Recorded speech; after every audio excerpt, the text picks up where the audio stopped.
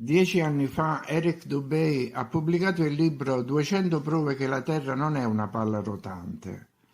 È stato lui a rendere popolare l'idea di una Terra piatta negli Stati Uniti quando, alla fine del 2014, ha pubblicato un file PDF di 35 pagine con questo titolo.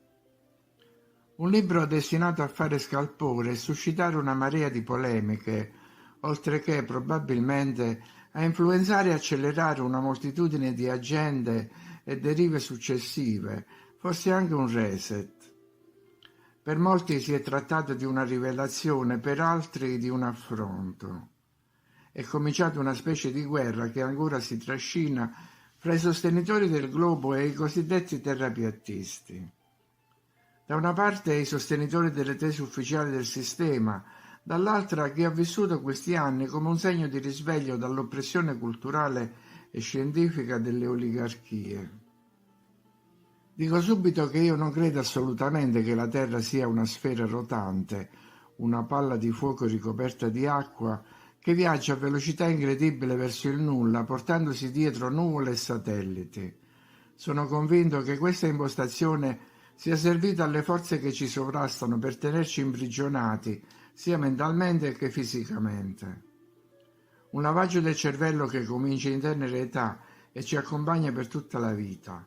Infatti non c'è un solo film, ripeto, non un solo film o un libro o una comunicazione visiva dove non compaiano globi e non si parli di viaggi stellari, di grandi scienziati, di gravità e conquiste spaziali. A questa visione si aggiungono altre teorie, come quella secondo cui per una mela che cade il Sole attrae la Terra, per l'acqua che gira in un certo modo nello sciacquone la Terra gira nello stesso senso, per un pendolo che si muove la Terra si muove.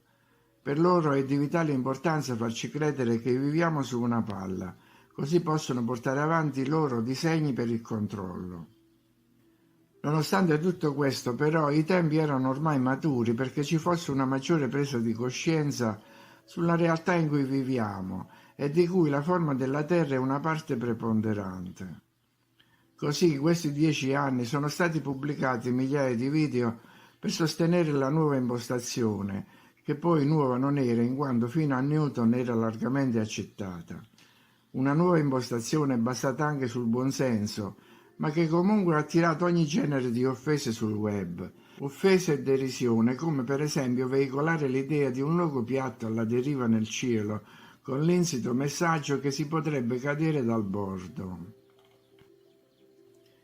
E, venendo più vicino a noi nel tempo, negli ultimi 3 anni si è voluto definitivamente sradicare l'idea che la forma della Terra sia diversa da come dicono e sia associato il termine terrapiattista a negazionista, novax, antiscientifico, in concomitanza con la crisi psicosanitaria. Ma i fautori della concezione di una Terra immobile e piana, ormai cresciuti di numero, ne hanno ricavato maggiore consapevolezza ed è probabile che molte decine di milioni di persone siano ormai convinte del complotto ordito dai poteri occulti. Sembrerebbe quindi che il sistema abbia tentato di tutto per correre ai ripari e ostacolare la diffusione dell'idea, ma alla luce di quanto sta succedendo oggi è probabile che tutto sia parte di un piano delle élite o degli eletti, i quali notoriamente prosperano sul caos per creare confusione e generare contrapposizione. Insomma, un altro tranello come la guerra e la psicoanomalia, a proposito delle quali dicono di tutto e poi immediatamente il contrario. Sapendo infatti che il potere risiede sulla divisione e confusione dei processi logici, gli stessi settori di apparati di intelligence avrebbero permesso la divulgazione di fatti e notizie per condurre a termine un'operazione psicologica. Molte di queste prove infatti si basano su argomenti scientifici non proprio di facile comprensione, per cui si potrebbe pensare che non siano farina del sacco del solo Dubay, ma che dietro ci sia la mano dei ricercatori provenienti da apparati ufficiali. A 10 anni di distanza perciò possiamo trarre qualche conclusione. Forse le cose sono andate in questo modo. Anche se molti degli argomenti discussi nel libro possono risultare di difficile comprensione per i profani, Quasi tutte le altre prove si basano su considerazioni reali e condivisibili. Quindi si potrebbe supporre che ci sia stata data una parte di verità per costringerci a speculazioni infinite, calcoli e controdeduzioni, ma che ci abbiano nascosto il problema vero, cioè l'esatta comprensione del mondo in cui viviamo. Non si dice cosa ci sia qui, per esempio, o qui. Eppure qualcuno deve esserci stato. Sicuramente sapranno la verità completa, visto che con i loro jet sono arrivati dappertutto, anche spruzzando le scie.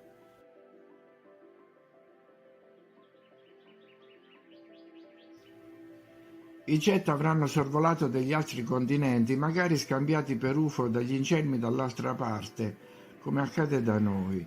Perciò tutto quello che ancora possiamo fare sono congetture, ma non sapremo mai se sono vere ed è in questo senso che si è trattato di una ulteriore presa in giro. Se uno dice che fino a un certo punto c'è il mare e poi un cerchio di ghiaccio, dovrà pur sapere cosa ci sia qualche chilometro più in là.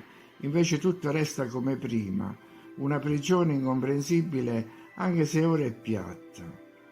C'è un unico piano infinito, ci sono vie d'acqua, una sola cupola o più cupole collegate fra loro. E come si spiega il movimento delle luci? Si tratta di un meccanismo, di ologrammi. Questo non ce lo diranno mai. Dopo un periodo di grande euforia, quindi, la ricerca non ha avuto seguiti significativi. Sappiamo che non è una palla, cosa che sapevano già gli antichi, ma non sappiamo molto di più. D'altra parte, chi potrà mai vedere con i propri occhi?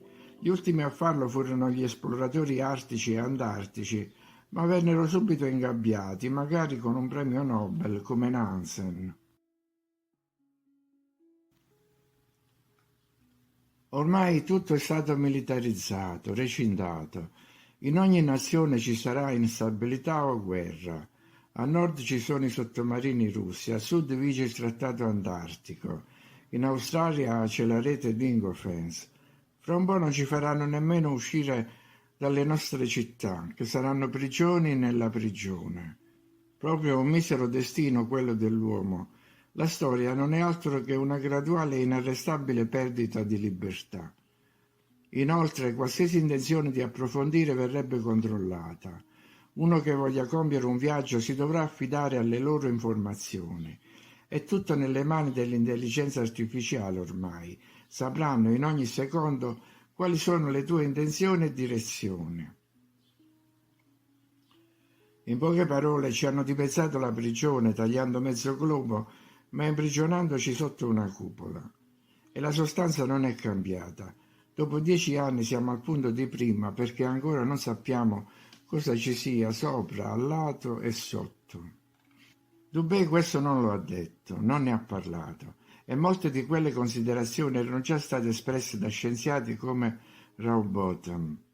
Dubé ha soltanto dato corpo alle carte di precedenti ricercatori, come quella di Gleason del 1892, o come in alcune ricostruzioni grafiche, vedi la stampa del viaggiatore del Medioevo, dove si accenna ma non si dice, si provoca l'attenzione ma non si danno spiegazioni. A proposito della mappa Gleason, poi c'è da dire che se non si tratta di un falso, non avrebbe potuto in alcun modo essere disegnata senza avere una visione d'insieme, dall'alto. Stando a livello del mare non si possono disegnare le forme dei continenti e valutare le distanze fra loro. In alcune carte invece sembra che siano state prese le distanze attraverso continenti i cui punti centrali non erano stati ancora esplorati e nemmeno visti da lontano. Arrivando con una nave si può avere un'idea della forma delle coste, ma senza la profondità, come in alcuni disegni di terre sui cosiddetti portolani. È impossibile stabilire la correlazione con l'altro versante di un continente senza una visione dall'alto. Invece abbiamo spesso contorni netti e precisi e tutte le città in mostra, anzi con una definizione maggiore, come se allora ci fosse stato un progresso superiore a quello di oggi, visto che da quelle carte sono state probabilmente ricavate quelle successive.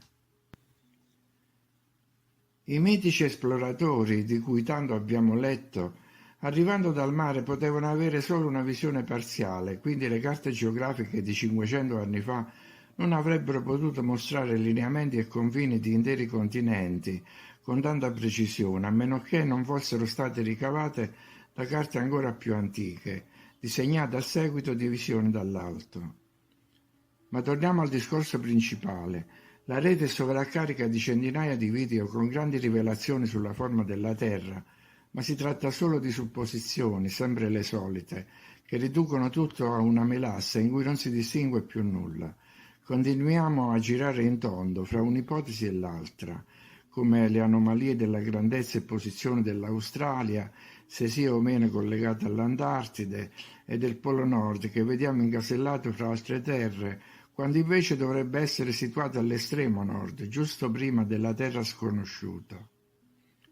E tante speculazioni su chi abbia creato la cupola e quanto sia grande il creatore, considerato che, come dice la Bibbia, gli uomini erano solo locuste davanti ai suoi piedi. Insomma, ci muoviamo ancora come locuste in un prato sconfinato.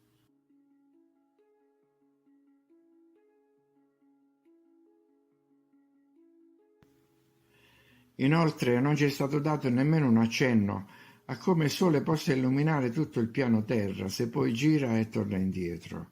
Come avrebbero la luce gli altri continenti? Sono forse al buio, e se il Sole sulle nostre teste è solo per noi, vuol dire che altrove ci sono differenti apparati per la luce e il riscaldamento? Tutte le ipotesi restano fumose. Alla fine ognuno resta confuso ed è tentato di ritornare sulle posizioni iniziali, e forse questo era lo scopo di tutta l'operazione, cioè aumentare la dissonanza cognitiva e rendere la verità per sempre inconoscibile.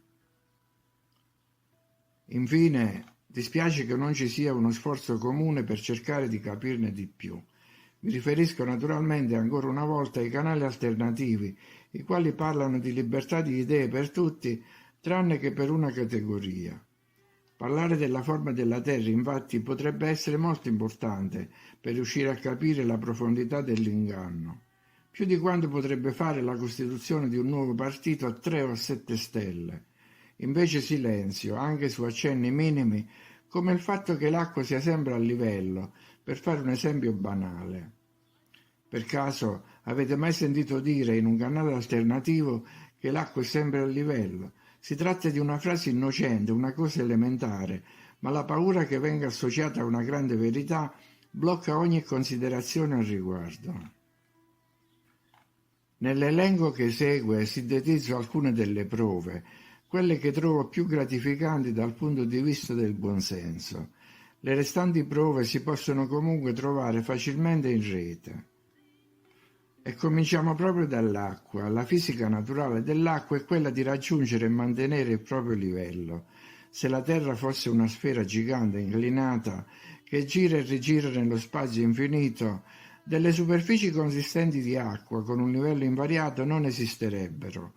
Questa proprietà fisica fondamentale dei fluidi, che raggiungono e permangono a un certo livello, corrisponde alla comune esperienza. L'assenza di una rotazione rilevabile della Terra. L'impossibilità di volare su una palla rotante, senza correzioni per continui cambiamenti di velocità, cambiamenti nella direzione di rotazione o curvatura del terreno. Dicono che 50 anni fa sono andati sulla Luna usando la tecnologia dei calcolatori, ma non possono tornarci ora che ci sono i qubit quantistici. Inoltre sono apparse le cinture di Van Allen, quindi l'atterraggio sulla Luna è diventato impossibile. Non dovrebbero esserci tracce stellari circolari perfette su una palla che fa 4 movimenti diversi contemporaneamente. I raggi del Sole al crepuscolo suggeriscono un Sole locale vicino.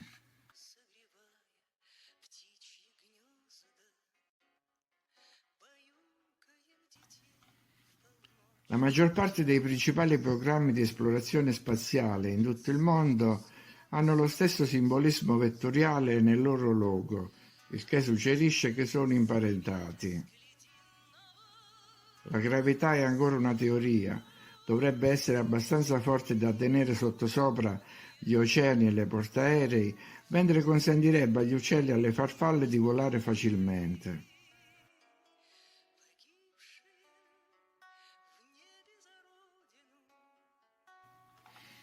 Il capitano Cook ha impiegato 3 anni e 60.000 miglia per circumnavigare l'Antartide. Se la Terra fosse davvero una palla rotante, molti fiumi dovrebbero scorrere in salita. Ad esempio, il Mississippi, lungo 3.734 km, dovrebbe salire di 17 km prima di raggiungere il Golfo del Messico. Parte del fiume Nilo scorre per 1.600 km con un dislivello di soli 30 cm, e questo vale anche per il Paraná, il Paraguay e altri grandi e lunghi fiumi. Geometri, ingegneri e architetti non sono tenuti a considerare la presunta curvatura della Terra nei loro progetti.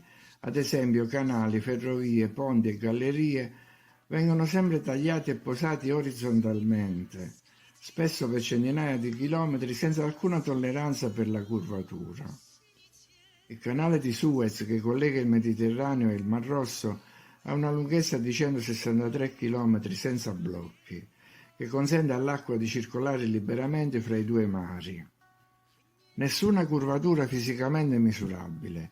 Se la Terra fosse una palla di 25.000 miglia di circonferenza, come la NASA e la moderna astronomia sostengono, la trigonometria sferica vorrebbe che la superficie di tutte le acque si incurvasse verso il basso per una misura facilmente riscontrabile di 8 pollici per miglio, moltiplicato per il quadrato della distanza. Questo significa che lungo un canale idrico di 6 miglia la Terra dovrebbe apparire abbassata di 6 piedi dal punto centrale. Ogni volta che questo esperimento è stato condotto, tuttavia, le acque si sono sempre dimostrate essere perfettamente a livello. La ferrovia London and North Western Railway forma una linea retta di 180 miglia fra Londra e Liverpool. Il punto più alto della ferrovia, che è a mezza strada alla stazione di Birmingham, è solo 240 piedi sul livello del mare. Se il mondo fosse di fatto un globo con una curva di 8 pollici per miglia al quadrato, la tratta di 180 miglia formerebbe un arco con il punto centrale a Birmingham, alto più di 1 miglio, sopra Londra e Liverpool, eccetera, eccetera. Ma tutto quanto detto è servito per assecondare la cronaca.